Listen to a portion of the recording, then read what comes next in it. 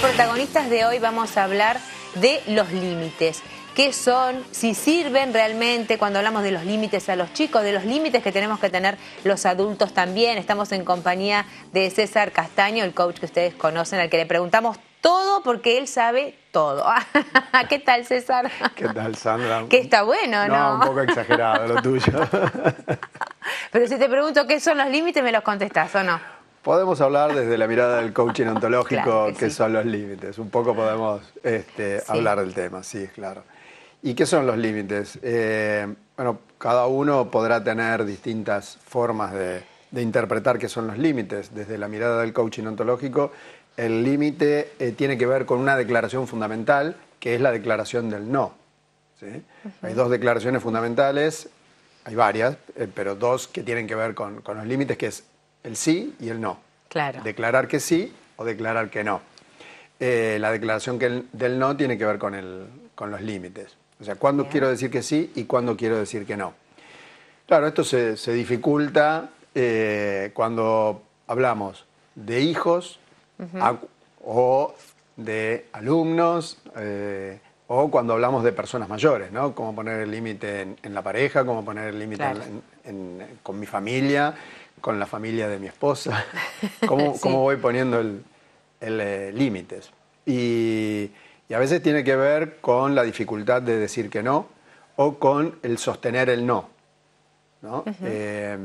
Con los chicos, con los hijos, se ponen como muy insistentes. Muchas veces cuando uno les dice que no, ellos saben muy bien cómo manipular a un padre. Tienen técnicas muy... naturales, diría. Sí, nacen con esa técnica natural de manipulación y de perseverancia, ¿no? El chico insiste, y bueno, y tiene que ver no solo con la declaración del no, sino que ese no tiene que ir acompañado de una corporalidad y tiene que ir acompañado de una emoción, ¿sí? ¿Desde qué emoción digo yo que no?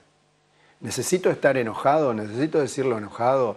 ¿O simplemente bien plantado, como diríamos en la calle, ¿no? Sí. Necesito estar centrado, bien plantado, seguro de que mi no como respuesta tiene un fundamento. Si yo me convenzo de mi propio fundamento, voy a poder sostener ese no como respuesta, independientemente de lo que mi hijo pueda utilizar como táctica para querer convencerme de un sí. Y lo mismo pasa en todas nuestras relaciones. Algunas es más fácil poder decir que no en algún dominio, por ejemplo, a veces en el dominio laboral es más fácil poder decir que no que decirle que no a mi mamá o algún otro familiar. Sí. Eso va a depender de cada persona, pero sí es importante tener en cuenta que cuando no tengo disponible el no como respuesta o mi no lo puedo sostener en el tiempo, lo que empieza a aparecer en juego es mi dignidad. A ver, qué profundo eso, Claro. porque uno no lo ve desde ese lugar, ¿no? Exactamente. Sí, porque de alguna manera lo que se juega es, si yo no estoy convencido de lo que digo, si yo no estoy convencido del límite que quiero poner, si empiezo a dudar de mí mismo, Sí. ¿sí? Estoy plantado en un lugar donde en realidad soy fácil de manipular, soy fácil de ser influenciado por el otro. Y eso de alguna manera me hace perder mi dignidad. Porque ¿cuál es la emoción que nos aparece cuando yo digo que sí, pero quería decir que no? ¿Sí? Muchas veces nos frustramos, después me enojo, ¿no?, conmigo, me angustio. Aparecen un montón de emociones que de alguna manera me cierran posibilidades y me autocastigo.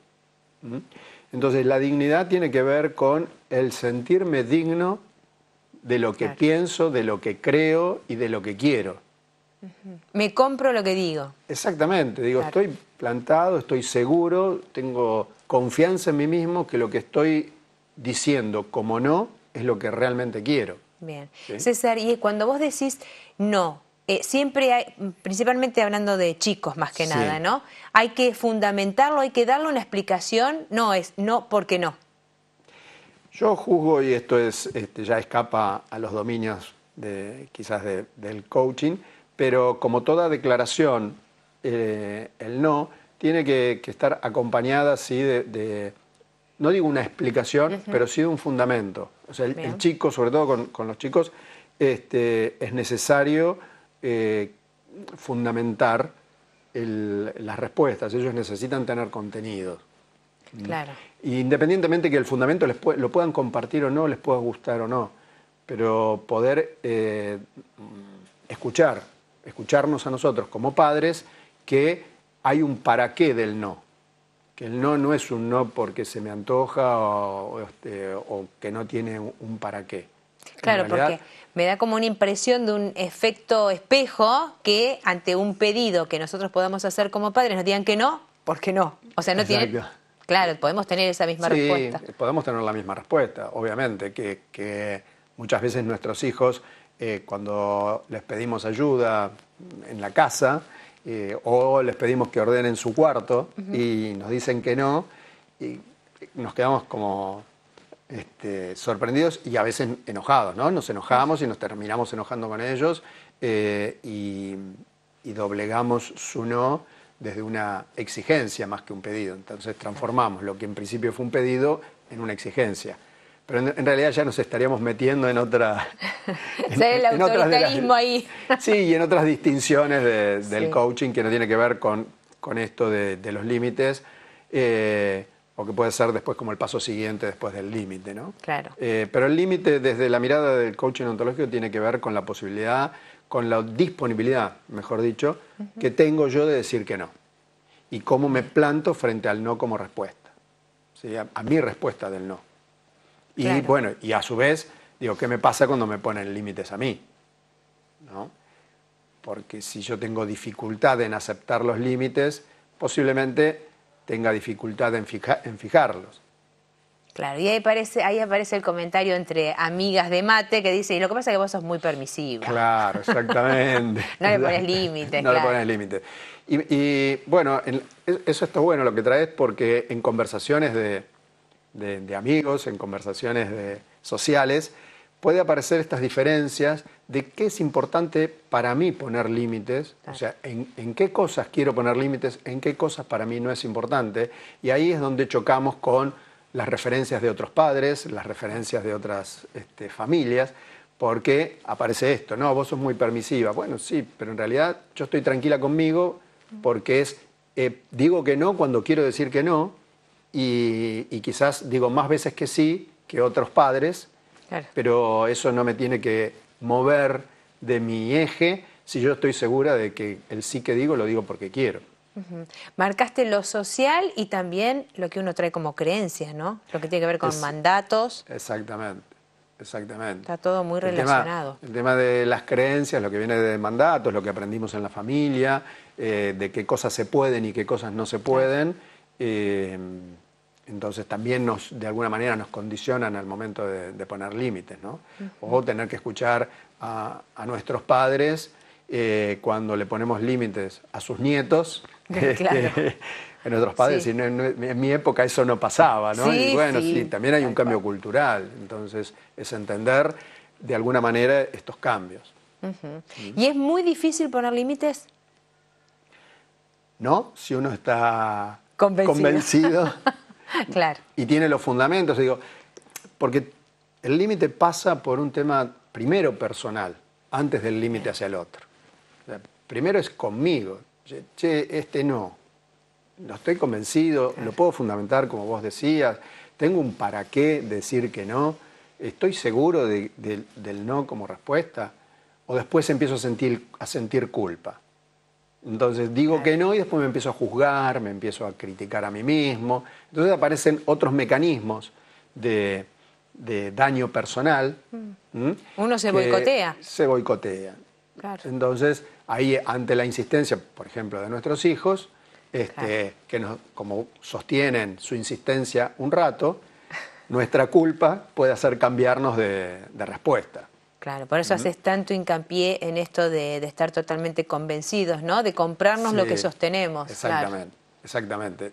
Es la seguridad conmigo primero, para después poder transmitir seguridad hacia el otro en mi límite. Al menos que con este tema No. Acá no, claro. Claro. Y de hecho pasa, es muy común en dos padres, que uno sea más permisivo que el otro, y entonces el hijo ya sabe por dónde ir para conseguir un sí como respuesta, ¿no? Si ir a un padre o al otro, qué temas puede hablar con un padre, puede pedirle a algún padre y qué temas puede pedirle al otro. Y más se da en caso de padres separados. Claro, la manipulación. Hay manipulación, claro. hay competencia entre los padres, empiezan a jugarse otros factores sociales que hacen más difícil sostener un límite. También nacemos con eso, con esa manera de manipular o de conocer, a ver, por qué lado voy, si mamá es más tranqui, si, pues, ¿no? Sí, si papá claro, marca más los claro. límites. Y son comportamientos aprendidos por los chicos, o sea, ellos nos miran, nosotros somos sus referentes, entonces nos están observando permanentemente y ellos van aprendiendo, digamos, no nacen sabiendo manipular.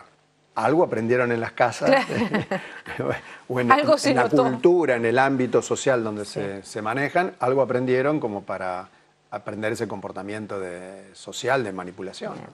Así que no totalmente convencido o sí ante una determinada situación, porque es otra declaración es otra también declaración fundamental.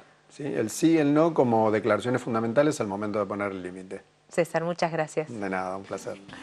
Hacemos una pausa muy breve, ya venimos.